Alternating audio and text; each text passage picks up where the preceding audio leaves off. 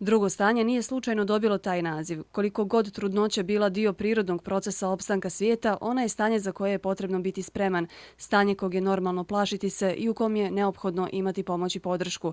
U školici za trudnice, koja će funkcionisati u okviru udruženja Mama M, predavači će biti ginekolozi, neonatolozi, pedijatri, psiholozi, fizioterapeuti i fizijatri, a predavanja će se odnositi ne samo na trudnoću, nego i na postporođajni period. Ideja je nastala u porodilištu, tačnije tamo gdje ja radim, u neonatološkom odsjeku, jer su trudnice prilično uplašene i nepripremljene dolaze na porođaj i školica je nastala, znači inspirisana njima. Sa pripremama se kreće od 24. nedelje trudnoće.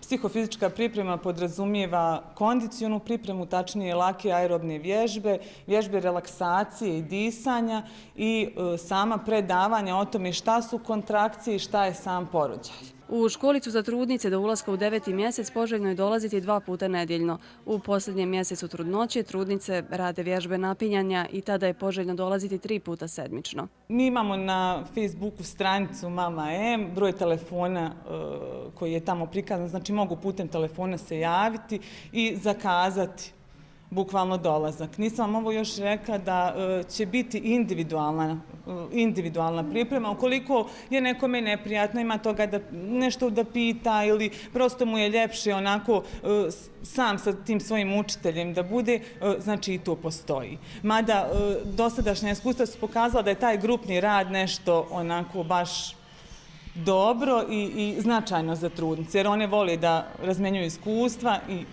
da dijeli ono naučeno. Svaka trudnoća je drugačija i nosi sa sobom dozu straha, za čije prevazilaženje je trudnici potrebna pomoć.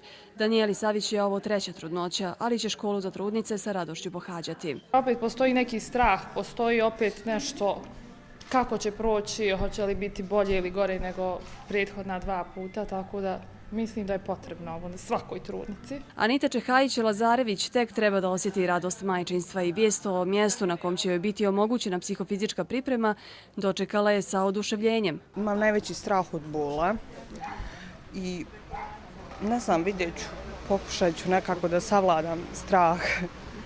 Preporučujem stvarno svima da dođu, da vide, da pokušaju.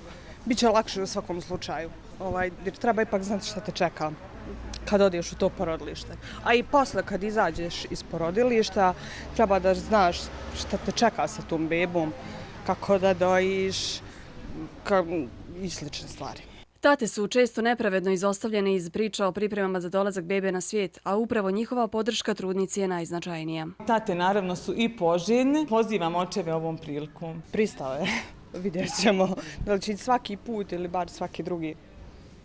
Ali pomoći ćemo dosta, pošto čini mi se da on ima malo veći strah od mene. Ovo će biti školica za lakše rađanje bebe i ljepše rađanje mame.